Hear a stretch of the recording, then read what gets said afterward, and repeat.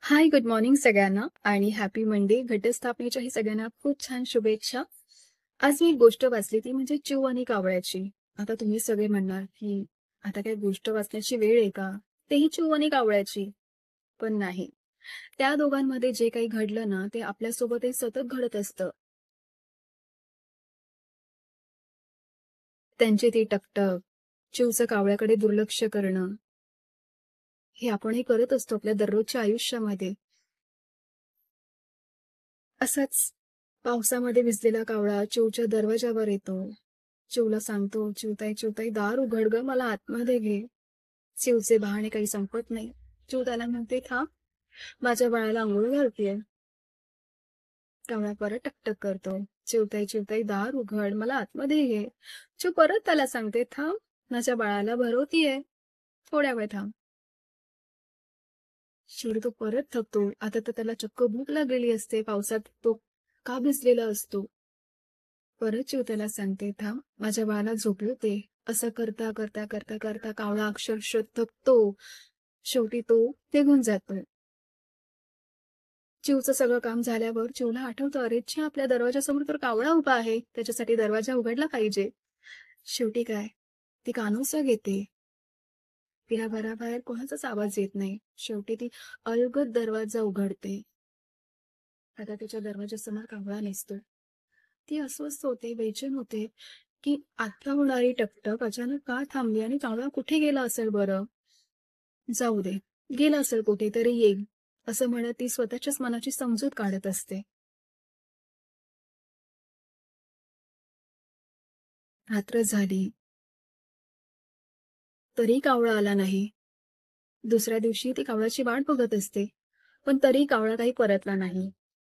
मग आज मात्र तिने ठरवलंच, आज काही झालं ना, की आपण कावळ्याचा शोध हा घ्यायचाच. असं करता करता ती निघाली आणि एका फांदीवर तिला कावळ्याचा आवाज आला.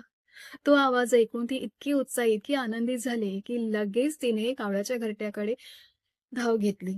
तेव्हा कावळा तिला म्हणाली, "या या चिऊताई, तुमचं स्वागत आहे माझ्या घरट्यामध्ये."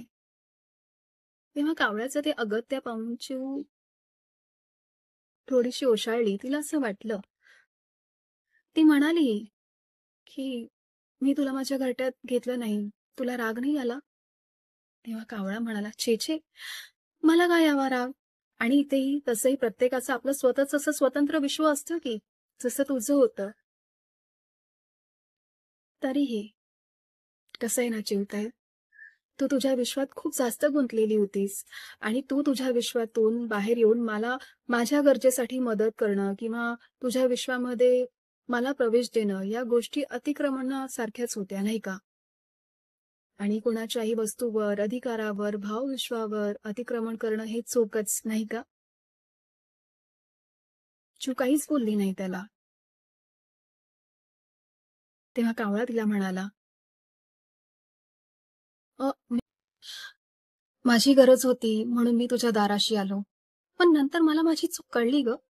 माझी गरज भागवण्यासाठी तू तुझ्या विश्वातून येऊन मला साथ देणं किंवा तुझ्या विश्वात जाऊन मला प्रवेश देणं, या दोन्हीही गोष्टी अतिक्रमण घडल्यासारख्याच झाल्या असत्या, नाही का? आणि तसंही एखाद्याच्या वस्तूवर, अधिकारावर, भावविश्वावर अतिक्रमण करणं हे चूकच आहे. हो ना? आणि म्हणूनच मी ठरवलं, स्वतःलाच वजा करायचं आणि निघालो तिथून दूर. तुझ्या विश्वापासून खूप जास्त दूर. मला एकटं करून. अरे, मला आता सवय झालीये तुझी. चिवताई, या जगात एकटं असं कोणीच नसतं गं. आणि समजा जेव्हा आपण एकटं आहो असं जेव्हा वाटतं ना, तेव्हा आपला एकांतच आपला सोबती असतो बघ. आपल्याला आपल्या आयुष्यातल्या पुढच्या प्रवासाची तो वाट दाखवत असतो. आणि अशीच वाट त्यानेही मला दाखवली. बघ, आज मी किती आनंदी आहे. माझ्या घरट्यामध्ये, माझ्या आपल्या माणसांमध्ये जी माझ्यावर जीवापाड प्रेम करतात. चिमणी हे सगळं ऐकून निःशब्द झाली. कावळा तिला एकच शब्द बोलला, "चिवताई, तुझं माझ्या घरी नेहमी स्वागत आहे हं.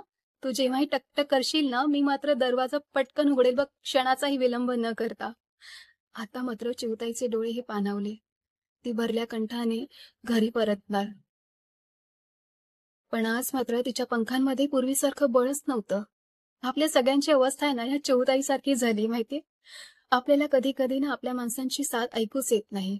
आपण त्यांना वेळोवेळी प्रत्येक वेळी काही ना काहीतरी कारणं देत असतो आणि आपल्या अशा माणसांमध्ये आपले भाऊ-बहीण, मित्र-मैत्रिणी, आई-वडील अशा कोणाचाही समावेश असू शकतो.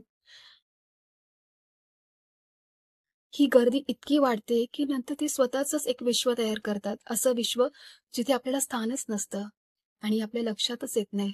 आणि जेव्हा आपल्याला लक्षात येतं ना, तेव्हा आपण इतकं एकटं पडलेलो असतो.